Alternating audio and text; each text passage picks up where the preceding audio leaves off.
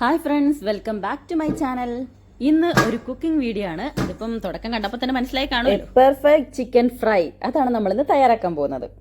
ഇതിനുവേണ്ടി ഞാൻ യൂസ് ചെയ്തിരിക്കുന്നത് ഫ്രോസൺ ചിക്കൻ ലെഗ് പീസ് ആണ്. ഞങ്ങൾ 2 പാക്കറ്റ് മേടിച്ചു കേട്ടോ. ഒരെണ്ണത്തിൽ 5 നമ്പേഴ്സ് വെച്ചായിരുന്നു. അപ്പോൾ ഞങ്ങൾ 3 എണ്ണം ഫ്രൈ ചെയ്യാൻ എടുത്തു. ബാക്കി കറിക്കാണ് കേട്ടോ. കറി വെക്കുന്ന വീഡിയോ ഞാൻ എടുത്തിട്ടുണ്ട്. അതപ്പം ഈ വീഡിയോ ഇട്ട് കഴിഞ്ഞിട്ട് ഇടുന്നതായിരിക്കും. അങ്ങനെ ക്ലീൻ ചെയ്ത് വെച്ച ലെഗ് പീസിനകത്തോട്ട് മസാലാസ് ഒക്കെ ആഡ് ചെയ്തു. മുളക് പൊടി, മല്ലിപ്പൊടി, മഞ്ഞൾപ്പൊടി, മസാലപ്പൊടി ഇത്ര ആഡ് ചെയ്തതിന് ശേഷം വെളുത്തുള്ളി ഇഞ്ചി പേസ്റ്റ് കൂടെ ആഡ് ചെയ്യുന്നുണ്ട്, കൂടെ ഉപ്പും. എന്നിട്ട് ഇതുപോലെ നന്നായിട്ട് ചിക്കൻ്റെ മേലൊക്കെ പുരട്ടിയെടുക്കാം കേട്ടോ. ലെഗ് പീസ് ഫുള്ളായിട്ട് കവർ ചെയ്യണം. ഞങ്ങൾ ലെഗ് പീസ് വാങ്ങിച്ചുകൊണ്ടാണ് കേട്ടോ ഈ പീസ് മാത്രമായിട്ട് ഇങ്ങനെ ഫ്രൈ ചെയ്യാൻ ഉപയോഗിക്കുന്നത്. അല്ലാതെ ഫുൾ ചിക്കനായിട്ടൊക്കെ ഉപയോഗിക്കുമ്പോഴും ഈ സെയിം മാരിനേഷൻ നടത്താം കേട്ടോ. ഇനി അരമുറി നാരങ്ങയും കൂടെ എടുത്ത് അതൊന്ന് പിഴിഞ്ഞ് ഇതിൻ്റെ മുകളിൽ കൂടെ ഒഴിച്ചിട്ട് അതുകൂടെ ഒന്ന് മിക്സ് ആക്കി എടുക്കണം. അങ്ങനെ ഫൈനൽ മാരിനേഷൻ കഴിഞ്ഞു. ഇനി ഇത് ചെയ്യേണ്ടതെന്ന് വെച്ചാൽ നമ്മൾ ഫ്രിഡ്ജിൽ അരമണിക്കൂറെങ്കിലും കുറഞ്ഞത് കേട്ടോ ഫ്രിഡ്ജിൽ വെക്കണം. ഞാനൊരു 3/4 മണിക്കൂർ ഫ്രിഡ്ജിൽ വെച്ചു കേട്ടോ. അതിനുശേഷം നമ്മളിത് ഫ്രൈ ചെയ്യാൻ പോവാണ്. പാൻ അടുപ്പത്ത് വെച്ച് ഓയിൽ ഒഴിച്ചിട്ടുണ്ട്. അത് നന്നായി ചൂടായി വന്നപ്പോൾ നമ്മൾ കുറച്ച് കറിവേപ്പില ആഡ് ചെയ്ത് കൊടുത്തു കേട്ടോ. ഇനി ഓരോ ലെഗ് പീസും അങ്ങോട്ട് ആഡ് ചെയ്ത് കൊടുക്കുകയാണ്.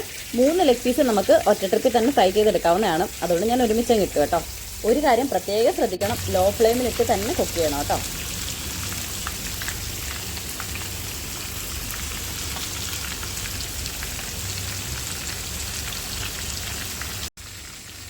ഏകദേശം ഒരു ഭാഗം ഒന്ന് കുക്കായി വന്നെന്ന് തോന്നുന്നു. അപ്പം ഞാനിതൊന്ന് മറിച്ചിടാൻ പോവാം.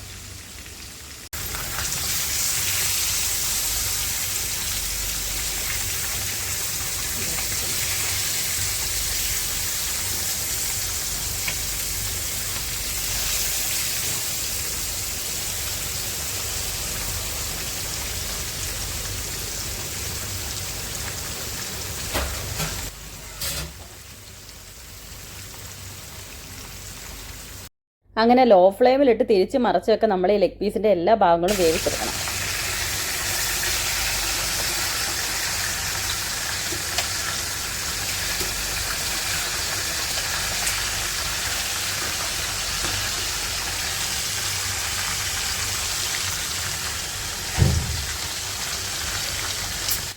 ലെഗ് പീസ് മാത്രമായിട്ട് ഞങ്ങൾ ഫ്രൈ ചെയ്യുന്ന ഫസ്റ്റ് ടൈമാണ് കേട്ടോ.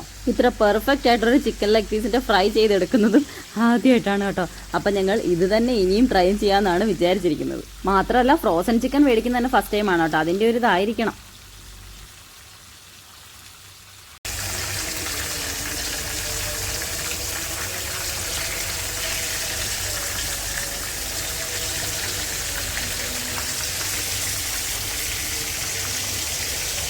അങ്ങനെ എല്ലാ സൈഡും ഒരുവിധം ഓക്കെ ആയി വന്നിട്ടുണ്ട്. നമുക്കിത് പ്ലേറ്റിലേക്ക് മാറ്റാം.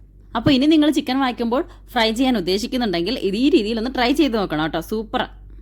പ്രത്യേകം ശ്രദ്ധിക്കേണ്ട ഒരു കാര്യം എന്ന് പറഞ്ഞാൽ മാരിനേഷൻ കഴിഞ്ഞാൽ കുറഞ്ഞത് അരമണിക്കൂർ എങ്കിലും ഫ്രിഡ്ജിൽ സൂക്ഷിക്കണം കേട്ടോ. അപ്പോഴാ മസാലയൊക്കെ നല്ല രീതിയിൽ ചിക്കനകത്ത് പിടിക്കും. അതിൻ്റെ ഒരു ടേസ്റ്റ് നമുക്ക് കഴിക്കുമ്പോൾ കിട്ടുകയും ചെയ്യും കേട്ടോ. Please like, comment, subscribe and share.